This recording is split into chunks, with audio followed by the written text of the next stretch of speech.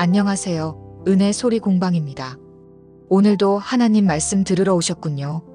구독과 좋아요, 작은 손길이 우리 채널에 큰 힘이 됩니다. 이 채널은 성경 말씀을 딱딱하지 않게 부드럽고 편안한 낭독 오디오북으로 전해드립니다. 말씀을 들을 때 마음이 쉼을 얻고 은혜 안에서 하루가 따뜻해지길 소망합니다. 이집트의 노예살이에서 벗어난 이스라엘 백성들이 광야를 지나 시내산에 도착한 지 벌써 석 달이 지났어요. 그동안 그들은 많은 기적을 체험했어요. 홍해가 갈라지는 것을 보았고 하늘에서 내리는 만나를 먹었으며 바위에서 솟아나는 물을 마셨어요. 하지만 이제 그들 앞에는 더욱 특별한 순간이 기다리고 있었어요. 시내산은 거대하고 험준한 산이었어요. 산 전체가 하나님의 임재로 덮여 있었고 백성들은 산 밑에 진을 치고 있었어요. 모세는 하나님의 부르심을 받아 산 위로 올라갔다가 내려와서 백성들에게 말했어요. 여러분, 들어보세요. 하나님께서 우리와 언약을 맺으시려고 하셨어요. 만약 우리가 하나님의 말씀을 듣고 순종한다면 우리는 하나님의 특별한 백성이 될 거예요. 온 땅 위의 모든 민족 중에서 하나님의 보배로운 백성이 되는 거예요. 백성들은 한 목소리로 대답했어요. 네, 하나님께서 말씀하신 모든 것을 우리가 행하겠습니다. 이 대답을 들으신 하나님께서는 모세에게 말씀하셨어요. 내가 빽빽한 구름 가운데서 내게 임할 것이니 백성들이 내가 너와 말하는 것을 듣고 너를 영원히 믿도록 하겠다. 하나님께서는 백성들에게 특별한 준비를 하라고 명령하셨어요. 사흘 동안 몸과 마음을 정결하게 하고 옷을 빨아입으라고 하셨어요. 그리고 산 주위에 경계를 정하고 아무도 산에 가까이 가지 말라고 하셨어요. 만약 누구든지 이 산에 손을 대거나 발을 디디면 반드시 죽을 것이다. 사람이나 짐승이나 상관없이 돌로 치거나 화살로 쏘아서 죽여야 한다. 나팔 소리가 길게 울릴 때까지는 아무도 산에 오르지 말라.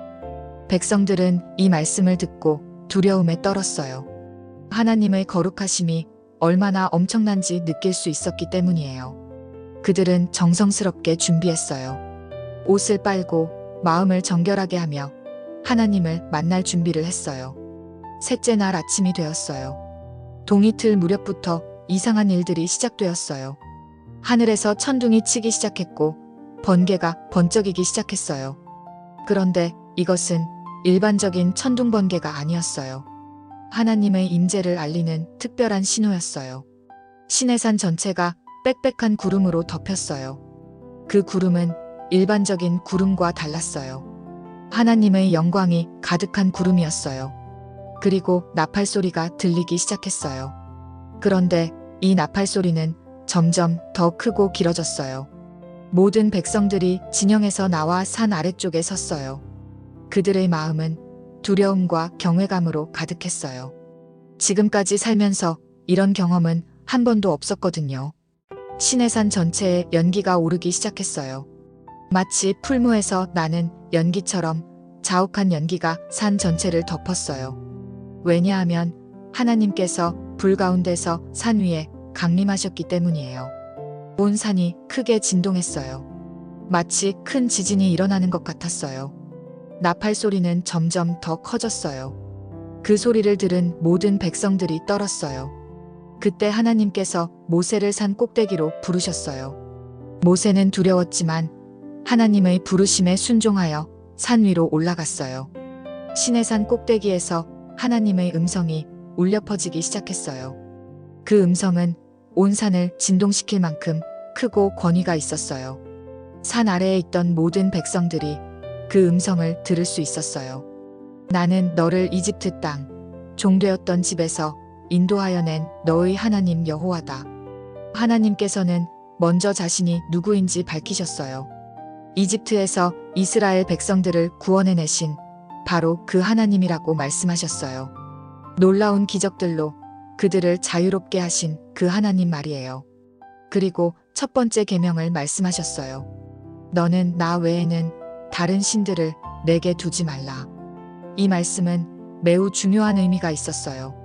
당시에는 많은 민족들이 여러 신들을 섬겼거든요. 이집트에도 수많은 신들이 있었고 가나안 땅에도 바알이나 아세라 같은 우상들이 있었어요. 하지만 하나님께서는 분명히 말씀하셨어요. 오직 한 분 하나님만 섬기라고 말이에요. 왜냐하면 하나님은 유일하신 창조주시기 때문이에요. 하늘과 땅을 만드시고 생명을 주시고 모든 것을 다스리시는 분은 오직 여호와 하나님 한 분뿐이에요. 다른 신들은 모두 사람이 만든 가짜일 뿐이에요. 백성들은 이 말씀을 들으며 마음 깊이 새겼어요. 그들을 구원하신 하나님만이 참 하나님이라는 것을 말이에요. 하나님의 음성이 계속 이어졌어요. 너를 위하여 새긴 우상을 만들지 말고 또 위로 하늘에 있는 것이나 아래로 땅에 있는 것이나 땅 아래 물속에 있는 것을 어떤 형상도 만들지 말며 그것들에게 절하지 말며 그것들을 섬기지 말라. 두 번째 계명은 우상을 만들거나 섬기지 말라는 명령이었어요. 우상이란 나무나 돌, 금이나 은으로 만든 신의 형상을 말해요. 사람들은 자신들의 손으로 만든 것을 신이라고 부르며 절하고 섬겼어요. 하지만 하나님은 영이시기 때문에 어떤 형태로도 만들 수 없어요. 하나님의 크심과 위대함을 작은 우상으로 표현할 수는 없는 거예요. 게다가 우상은 보지도 듣지도 말하지도 못하는 죽은 것들이에요. 하나님께서는 왜 우상을 섬기면 안 되는지 그 이유도 말씀해 주셨어요. 나 여호와 너희 하나님은 질투하는 하나님인즉 나를 미워하는 자의 죄를 갚되 아버지로부터 아들에게로 3, 4대까지 이르게 하거니와 나를 사랑하고 내 계명을 지키는 자에게는 1000대까지 은혜를 베푸느니라. 하나님은 질투하시는 분이에요. 이것은 하나님이 이기적이라는 뜻이 아니에요. 하나님은 우리를 너무나 사랑하시기 때문에 우리가 가짜 신들을 섬기는 것을 보실 수 없으신 거예요. 마치 부모가 자녀를 사랑하듯이 말이에요. 하나님을 떠나 우상을 섬기면 결국 고통과 슬픔만 남게 되어요. 하지만 하나님을 사랑하고 순종하면 놀라운 복을 주시겠다고 약속하셨어요. 세 번째 하나님의 음성이 울려 퍼졌어요. 너는 너의 하나님 여호와의 이름을 망령되이 일컫지 말라. 나 여호와는 나의 이름을 망령되이 일컫는 자를 죄 없다 하지 아니하리라. 이 계명은 하나님의 이름을 거룩하게 여기라는 명령이에요. 하나님의 이름을 함부로 부르거나 맹세할 때 하나님의 이름을 가볍게 사용하거나 화날 때 하나님의 이름으로 욕하는 것을 금지하신 거예요. 왜냐하면 하나님의 이름은 너무나 거룩하고 위대하기 때문이에요. 하나님의 이름에는 하나님의 모든 성품과 능력이 담겨 있어요. 그래서 함부로 부를 수 없는 거예요. 예를 들어서 우리가 부모님의 이름을 함부로 부르지 않는 것처럼 말이에요. 부모님을 존경하고 사랑하기 때문에 정중하게 대하잖아요. 하물며 우리를 창조하시고 구원하신 하나님의 이름이야 얼마나 더 조심스럽게 불러야 하겠어요. 하나님의 이름을 부를 때는 항상 경외하는 마음과 존경하는 마음으로 불러야 해요. 기도할 때나 찬양할 때나 하나님에 대해 이야기할 때도 마찬가지예요. 백성들은 이 말씀을 들으며 지금까지 하나님의 이름을 어떻게 불렀는지 돌아보게 되었어요. 하나님의 음성이 계속해서 들려왔어요. 안식일을 기억하여 거룩히 지키라. 엿새 동안은 힘써 내 모든 일을 행할 것이나 일곱째 날은 너의 하나님 여호와의 안식일인즉 너나 내 아들이나 내 딸이나 내 남종이나 내 여종이나 내 가축이나 내 문 안에 머무는 객이라도 아무 일도 하지 말라. 네 번째 계명은 안식일에 관한 명령이었어요. 하나님께서는 일주일 중 하루는 모든 일을 쉬고 하나님께 예배하며 쉬라고 명령하셨어요. 그리고 이것은 가족들뿐만 아니라 종들과 동물들, 심지어 집에 머무는 외국인에게까지 적용되는 명령이었어요. 하나님께서는 왜 안식일을 지켜야 하는지 그 이유를 설명해 주셨어요. 이는 엿새 동안에 나 여호와가 하늘과 땅과 바다와 그 가운데 모든 것을 만들고 일곱째 날에 쉬었음이라. 그러므로 나 여호와가 안식일을 복되게 하여 그날을 거룩하게 하였느니라. 하나님께서 천지를 창조하실 때도 엿새 동안 만드시고 일곱째 날에 쉬셨어요. 그래서 하나님께서는 안식일을 복되게 하시고 거룩하게 하셨어요. 이것은 하나님을 닮아가는 삶의 방식이에요. 안식일은 단순히 쉬는 날이 아니에요. 하나님을 예배하고 하나님의 은혜를 기억하고 하나님과 더 가까워지는 날이에요. 그리고 우리의 몸과 마음을 새롭게 하는 날이기도 해요. 또한 안식일은 사회 정의를 실현하는 날이기도 해요. 종들도 쉴 수 있게 하고 동물들도 쉴 수 있게 하는 거예요. 모든 피조물이 함께 쉬는 날인 거예요. 이제 하나님께서는 사람과 사람 사이의 관계에 대한 계명들을 말씀하기 시작하셨어요. 첫 번째로 말씀하신 것은 부모에 대한 계명이었어요. 내 부모를 공경하라. 그리하면 너의 하나님 나 여호와가 내게 준 땅에서 내 생명이 길리라. 다섯 번째 계명은 부모를 공경하라는 명령이에요. 공경한다는 것은 단순히 순종하는 것보다 더 깊은 의미가 있어요. 부모님을 존경하고 사랑하고 돌보고 기쁘게 해드리는 것을 말해요. 하나님께서는 이 계명에 특별한 약속을 덧붙이셨어요. 부모를 공경하는 사람은 땅에서 생명이 길다고 하셨어요. 이것은 부모를 공경하는 것이 얼마나 중요한지 보여주는 거예요. 왜 부모를 공경해야 할까요? 부모님은 하나님께서 우리에게 주신 첫 번째 권위예요.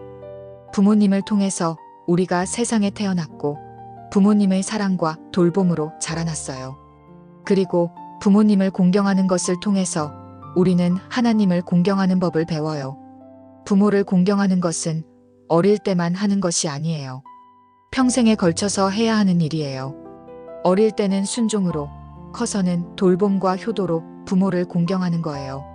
이 계명을 들은 백성들은 자신들의 부모를 생각했어요. 그리고 앞으로 어떻게 부모를 더 잘 공경할 수 있을지 마음에 새겼어요. 하나님의 음성이 간결하지만 강력하게 울려 퍼졌어요. 살인하지 말라. 여섯 번째 계명은 매우 짧지만 엄청나게 중요한 계명이에요.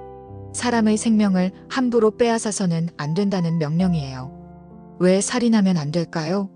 사람은 하나님의 형상대로 만들어진 소중한 존재이기 때문이에요. 모든 사람의 생명은 하나님께서 주신 거룩한 선물이에요. 그래서 아무도 함부로 다른 사람의 생명을 빼앗을 권리가 없어요. 이 계명은 단순히 사람을 죽이지 말라는 뜻만이 아니에요. 다른 사람을 미워하거나 화를 내거나 해치려고 하는 마음도 포함되어 있어요. 예수님께서 나중에 말씀하신 것처럼 형제를 미워하는 것도 살인과 같은 죄예요. 그러므로 이 계명은 우리에게 모든 사람을 사랑하고 존중하며 생명을 소중히 여기라고 가르쳐 주는 거예요. 다른 사람의 몸과 마음을 다치게 하지 말고 오히려 도움이 되는 사람이 되라는 뜻이에요. 백성들은 이 계명을 들으며 서로를 바라보았어요. 그리고 앞으로는 서로를 더욱 사랑하고 아껴주어야겠다고 다짐했어요. 일곱 번째 하나님의 음성이 들려왔어요.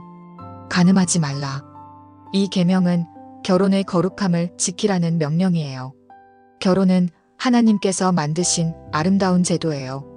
한 남자와 한 여자가 하나님 앞에서 평생을 함께 살겠다고 약속하는 거룩한 언약이에요. 간음이란 결혼한 사람이 자신의 배우자가 아닌 다른 사람과 잘못된 관계를 갖는 것을 말해요. 이것은 결혼의 약속을 깨뜨리는 것이고 가정을 파괴하는 것이에요. 하나님께서는 결혼을 매우 소중하게 여기세요.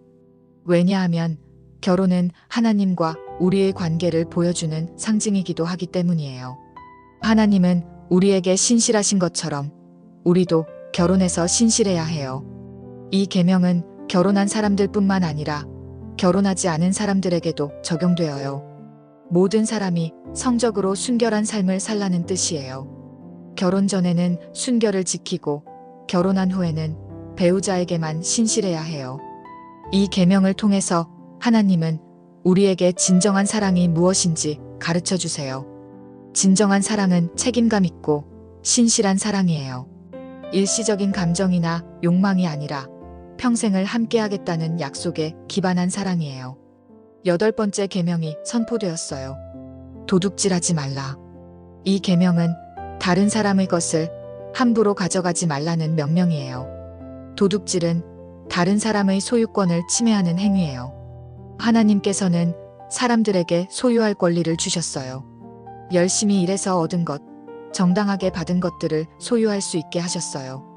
그런데 도둑질은 이런 정당한 소유권을 무너뜨리는 행위예요. 도둑질에는 여러 가지 형태가 있어요. 남의 물건을 몰래 가져가는 것도 도둑질이고, 거짓말로 속여서 빼앗는 것도 도둑질이에요. 빌린 것을 돌려주지 않는 것도 도둑질이고, 일을 제대로 하지 않고 임금을 받는 것도 도둑질이에요. 하나님께서는 왜 도둑질하면 안 된다고 하셨을까요? 도둑질은 다른 사람에게 해를 끼치는 행위이기 때문이에요.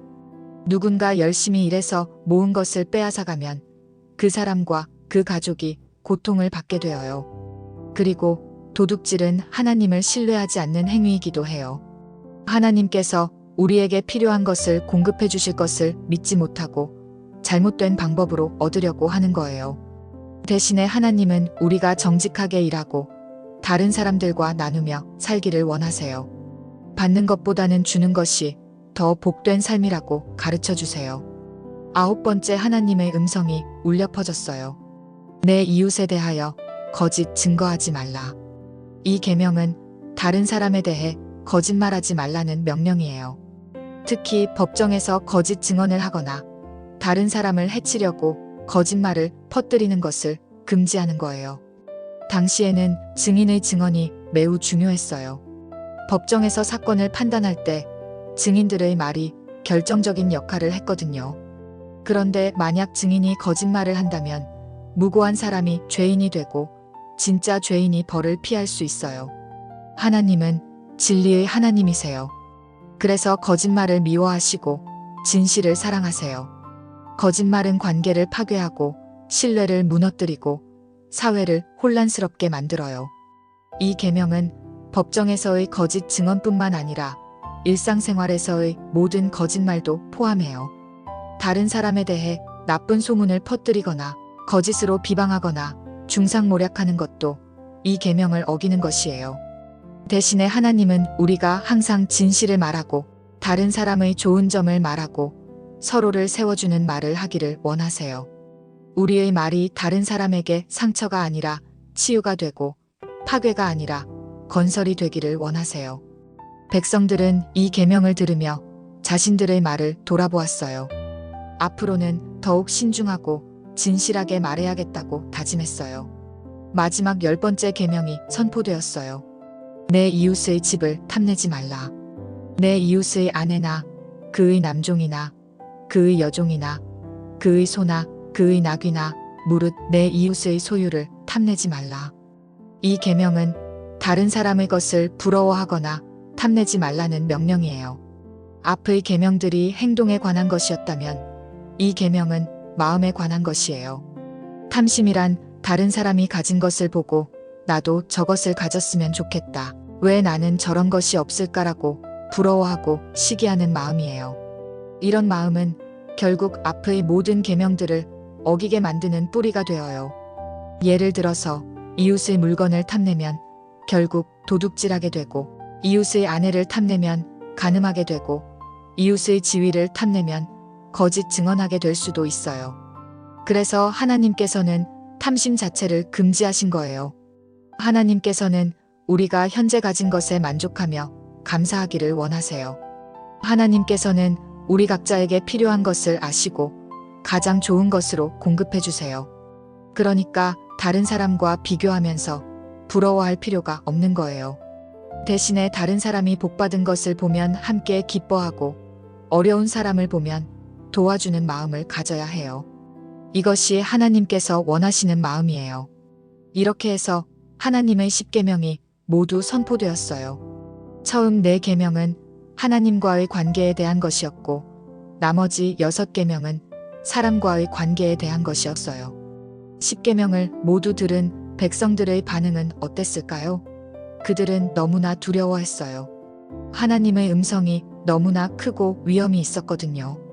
천둥과 번개, 나팔소리, 연기나는 산을 보며 온몸이 떨렸어요. 백성들은 서로 바라보며 말했어요. 우리가 죽을 것 같아요. 이 크신 하나님의 음성을 들으면서 어떻게 살 수 있겠어요? 그들은 멀리 서서 모세에게 말했어요. 당신이 우리에게 말씀해 주세요. 우리가 들을 테니까요. 하나님께서 우리에게 말씀하시지 마세요. 우리가 죽을까봐 두려워요. 백성들의 두려움은 이해할 만했어요. 지금까지 살면서 하나님을 이렇게 직접 만난 적이 없었거든요. 하나님의 거룩하심과 위대하심 앞에서 자신들이 얼마나 작고 연약한 존재인지 깨달았어요. 모세는 백성들의 두려움을 이해했어요. 그리고 그들을 위로해 주었어요. 두려워하지 마세요. 하나님께서 여러분을 시험하시고 하나님을 경외하는 마음을 여러분 마음에 두어서 여러분이 범죄하지 않게 하려고 오신 거예요. 모세의 말은 백성들에게 큰 위로가 되었어요. 하나님께서 그들을 해치려고 오신 것이 아니라 오히려 그들을 사랑하셔서 올바른 길로 인도하려고 오신 거라는 것을 알게 되었어요. 하나님의 계명들은 백성들을 올가매려는 것이 아니었어요. 오히려 그들이 행복하고 자유롭게 살 수 있도록 도와주는 지침이었어요. 마치 부모가 자녀에게 위험한 것은 하지 말라고 가르치는 것과 같았어요. 백성들은 이제 조금씩 마음이 안정되었어요. 하지만 여전히 하나님 앞에 직접 나아가기는 두려워했어요. 그래서 그들은 멀리 서 있었고 모세만 하나님께 가까이 나아갔어요. 모세가 하나님께 가까이 나아가다 모세는 백성들과 달랐어요. 그도 처음에는 두려워했지만 하나님의 부르심에 순종하여 어둠 속으로 들어갔어요. 하나님께서 계신 곳으로 가까이 나아간 거예요. 이것은 큰 용기가 필요한 일이었어요. 하지만 모세는 백성들을 위해서 그리고 하나님의 뜻을 알기 위해서 두려움을 극복하고 나아갔어요. 하나님께서는 모세가 가까이 오는 것을 기뻐하셨어요. 그리고 모세에게 더 많은 법들과 규례들을 알려주셨어요. 백성들이 어떻게 살아야 하는지, 어떻게 예배해야 하는지, 어떻게 서로 사랑해야 하는지에 대한 자세한 지침들을 주셨어요. 모세는 하나님께서 주신 모든 말씀을 마음에 새기고 기억했어요. 그리고 산에서 내려가서 백성들에게 전해주어야 할 책임감을 느꼈어요. 이날 시내산에서 주어진 십계명은 단순한 규칙이 아니었어요. 그것은 하나님께서 당신의 백성들에게 주신 사랑의 표현이었어요. 하나님께서는 이 계명들을 통해서 백성들이 어떻게 살아야 복되고 행복한 삶을 살 수 있는지 가르쳐 주신 거예요. 첫 번째부터 네 번째 계명까지는 하나님과의 관계에 대한 것이었어요. 하나님만을 섬기고 우상을 만들지 말고 하나님의 이름을 거룩하게 여기고 안식일을 지키라는 명령들이었어요. 이것들은 하나님을 사랑하는 방법을 가르쳐주는 계명들이었어요. 다섯 번째부터 열 번째 계명까지는 사람과의 관계에 대한 것이었어요. 부모를 공경하고 살인하지 말고 간음하지 말고 도둑질하지 말고 거짓 증언하지 말고 탐내지 말라는 명령들이었어요. 이것들은 이웃을 사랑하는 방법을 가르쳐주는 계명들이었어요. 결국 십계명은 사랑에 대한 계명이었어요. 하나님을 사랑하고 이웃을 사랑하는 방법을 구체적으로 가르쳐주는 거였어요. 언약의 백성이 되다. 이날 이후로 이스라엘 백성들은 완전히 달라졌어요. 그들은 이제 하나님의 계명을 받은 언약의 백성이 되었어요. 하나님과 특별한 관계를 맺은 민족이 된 거예요. 이것은 엄청난 특권이었지만 동시에 큰 책임이기도 했어요. 이제 그들은 하나님의 계명에 따라 살아야 했어요. 세상의 다른 민족들과는 다른 방식으로 살아야 했어요. 그들은 하나님의 거룩함을 세상에 보여주는 백성이 되어야 했어요. 다른 민족들이 이스라엘을 보고 저들의 하나님은 참으로 위대하시구나라고 말할 수 있도록 살아야 했어요. 물론 이것은 쉬운 일이 아니었어요.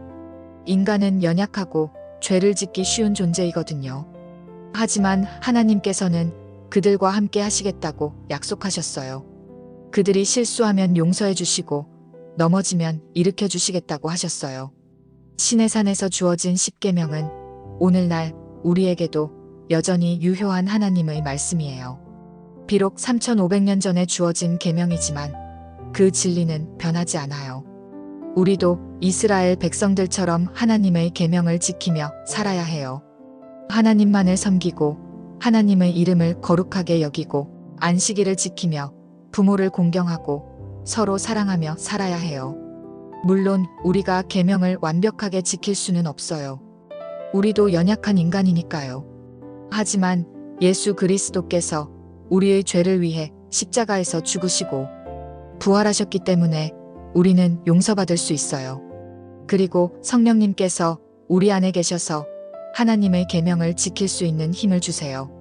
우리 혼자서는 할 수 없지만 하나님의 도우심으로 할 수 있는 거예요. 하나님의 사랑이 담긴 계명. 10계명을 보면 하나님의 마음을 알 수 있어요. 하나님께서는 당신의 백성들이 행복하고 평안하게 살기를 원하세요. 그래서 어떻게 살면 복된 삶을 살 수 있는지 구체적으로 가르쳐 주신 거예요. 계명을 지키는 것은 억지로 하는 것이 아니에요. 하나님을 사랑하기 때문에 기쁘게 순종하는 거예요. 마치 자녀가 부모를 사랑해서 부모의 말씀에 순종하는 것과 같아요. 그리고 계명을 지키면 우리 자신도 행복해져요. 하나님의 계명은 우리에게 진정한 자유와 평안을 주거든요. 죄의 속박에서 벗어나서 참된 자유를 누릴 수 있게 해주세요. 시내산에서 일어난 일은 단순한 과거의 사건이 아니에요. 오늘날 우리에게도 살아있는 하나님의 음성이에요. 하나님께서는 지금도 우리에게 말씀하고 계세요. 나는 너를 사랑한다. 그래서 내가 어떻게 살면 행복할 수 있는지 가르쳐 주고 싶다. 내 계명을 지키며 살아라. 그러면 너는 복된 삶을 살 수 있을 것이다. 이것이 시내산에서 들려온 하나님의 음성이에요. 천둥과 번개 속에서도 두려움과 떨림 속에서도 변하지 않는 하나님의 사랑의 메시지였어요. 백성들은 그날의 경험을 평생 잊을 수 없었어요. 하나님의 거룩하심과 위대하심, 그리고 놀라운 사랑을 직접 체험한 거였거든요. 그리고 그 경험은 그들의 후손들에게 대대로 전해져서 오늘날 우리에게까지 전해지고 있어요. 10계명은 우리에게 희망을 주어요. 왜냐하면 하나님께서 우리를 포기하지 않으시고 계속해서 가르쳐 주시고 인도해 주시기 때문이에요. 비록 우리가 연약하고 실수투성이라도 하나님께서는 우리를 사랑하세요. 그래서 올바른 길을 보여주시고 그 길을 걸을 수 있는 힘도 주세요. 그리고 10계명은 우리에게 분명한 기준을 주어요. 무엇이 옳고 무엇이 그른지, 어떻게 살아야 하는지를 명확하게 알려주세요. 이 혼란한 세상에서 확실한 나침반 역할을 해주는 거예요. 10계명을 통해서 우리는 하나님의 성품을 알 수 있어요. 하나님은 거룩하시고 사랑이 많으시고 공의로우시고 신실하신 분이라는 것을 배울 수 있어요. 시내산에서 주어진 10계명은 일시적인 규칙이 아니었어요. 그것은 하나님과 당신의 백성 사이의 영원한 언약이었어요.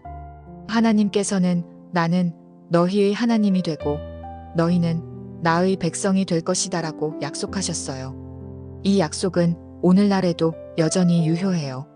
예수 그리스도를 믿는 모든 사람들이 하나님의 백성이 되고 하나님의 계명을 따라 살아가는 거예요. 물론 완벽하게 지킬 수는 없지만 하나님의 은혜와 도우심으로 조금씩 더 나은 사람이 되어가는 거예요. 그리고 언젠가 하나님 나라에서는 모든 사람이 완전하게 하나님의 뜻에 따라 살게 될 거예요. 그날이 올 때까지 우리는 시내산에서 울려 퍼진 하나님의 음성을 기억하며 살아갈 거예요. 10계명을 마음에 새기고 하나님을 사랑하고 이웃을 사랑하는 삶을 살아갈 거예요. 천둥과 번개가 치고 나팔 소리가 울려 퍼지던 그 거룩한 순간을 기억하며 오늘도 하나님의 음성에 귀를 기울일 거예요. 그리고 하나님께서 원하시는 삶을 살기 위해 최선을 다할 거예요. 이것이 바로 시내산에서 시작된 아름다운 이야기의 의미이고 오늘날 우리에게 주는 소중한 교훈이에요. 하나님의 사랑이 담긴 계명을 받은 우리는 참으로 복된 사람들이에요. 이상 출애굽기 20장이었습니다. 오늘도 하나님의 은혜 안에서 마음이 평안하고 작은 일상 속에서도 기쁨을 발견하며 행복하고 은혜로운 하루가 되시기를 바랍니다. 아멘.